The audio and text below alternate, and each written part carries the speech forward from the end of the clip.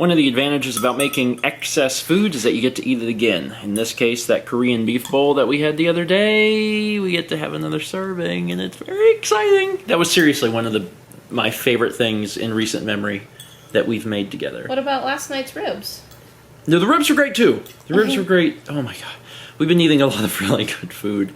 And food that is fairly healthy for you. Fairly. Not the most healthy thing in the world, but also probably better than going to Waffle House. So I'm not going to complain. By the way, hello everyone and welcome to Monday. Got the schedule fixed. Got everything back under control. Woke up early this morning, had breakfast, worked for a few hours, now we're having lunch. It feels good, and I'm actually now to the point where I miss it. You know, like for the last few days, when things were off a little bit, I was like, I want to wake up in the morning. I want to have a cup of coffee and poop 6 times. You know, I want to do that. I want to wake up and sit down and have a little break and watch the morning news. What are you pointing at? This egg. What about it? It's really good. Oh, well, that's good. See, Mal didn't have eggs this morning, but I had 3 eggs already. So this is literally my 4th egg of the day. Because last time we did it, we made 2 eggs each, and this time I was like, I'm gonna cut back on them eggs because I'm a little egged out. Tomorrow morning, I don't know if I'm gonna do eggs even. I might do pancakes. This morning I actually tried the eggs differently though. I've been cooking them over low heat. It makes them very creamy and good. But I saw a video of Gordon Ramsay making scrambled eggs, and he does it in a very different way, which produces results that were already pretty similar to mine. He does them on medium heat, but he keeps taking them on and off the heat, so they are cooking in the pan without being on direct heat. So the eggs get done a lot faster, but they still come out really creamy. His other thing is that he doesn't put any sort of seasoning in until after they're done, because he said the chemicals or whatever in the salt like break down the egg and prevent it from being less, as good as it could be or whatever. And also he whisked them in the pan instead of ahead of time. So I did all those things and it was similar. I think it might have been better than what I was doing. He also adds creme fraiche, which I didn't have, but it still came out really, really good. So I might do eggs that way, if only for the fact that it saves time. Because cooking them over low heat for a while, it takes some time to do. So we just finished recording a Q&A, and now that we've finished recording, we can start laundry again. Laundry's almost done. Are we on the last load? That's the last one. Last one, so just about finished. The Q&A was so much fun to make.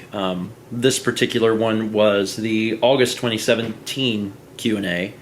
And we try and do, at least recently, we try and do the mail videos when we should release them. Even though they're not being released, we try and record them around that time, because there's stuff that can potentially be time sensitive, whether it be information or food. But the Q&As, we wait until we're closer to actually releasing them, regardless of when they're supposed to come out.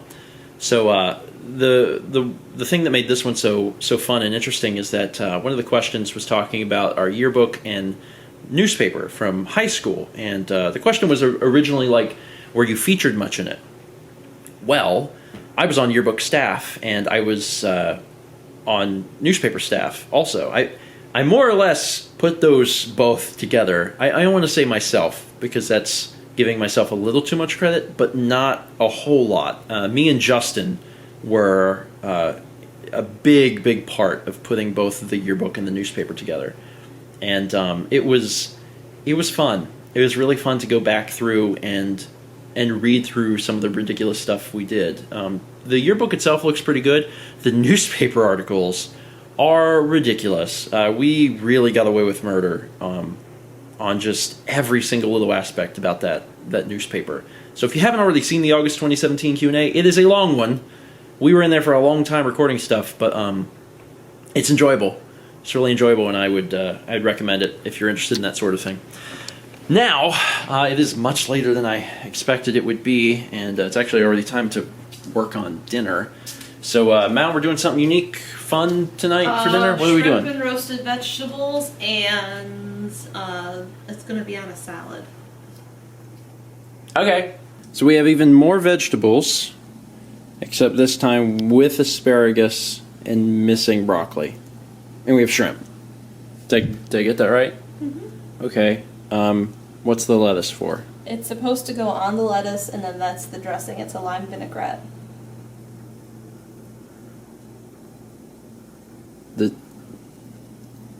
This is a salad? Yeah. It's a salad. But it's got... Shrimp and vegetables. Shrimp is not an issue, but like... what? I'm following a recipe. This goes in a salad, this goes in a salad. I guess that occasionally can go in a salad. That's a little weird for a salad. That's also a little weird for a salad. And it's all hot? Yeah, sure, alright, let's try it. It's a very pretty, if not a very busy salad. But how does it taste? You said the dressing is a... Lime vinaigrette. lime vinaigrette?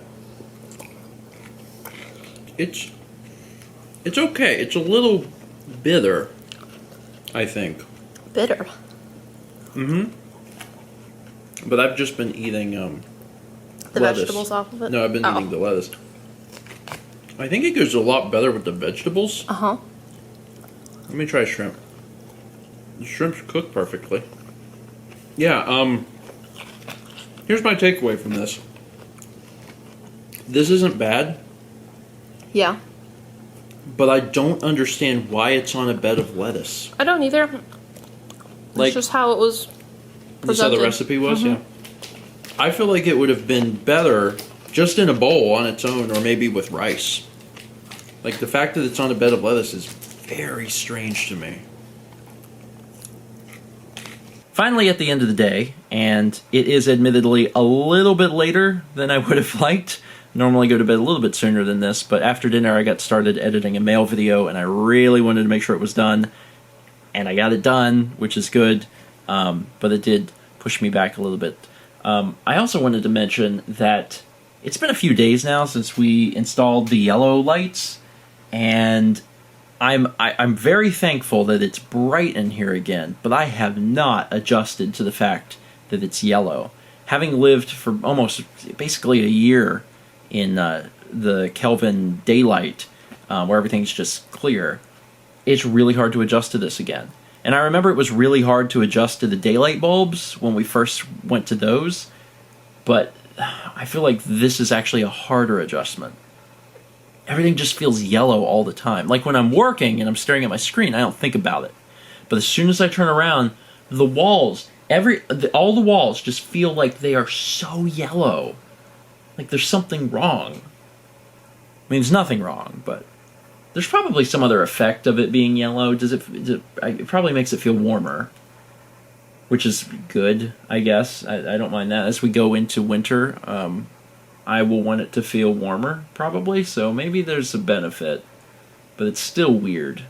I try not to, if I'm in this room, I try to look only at the screen. When I have to leave the screen, I leave the room, because otherwise it's just slightly nauseating. Anyway, that is it for today. Thank you so much for watching, and as always, let's meet back tomorrow, shall we?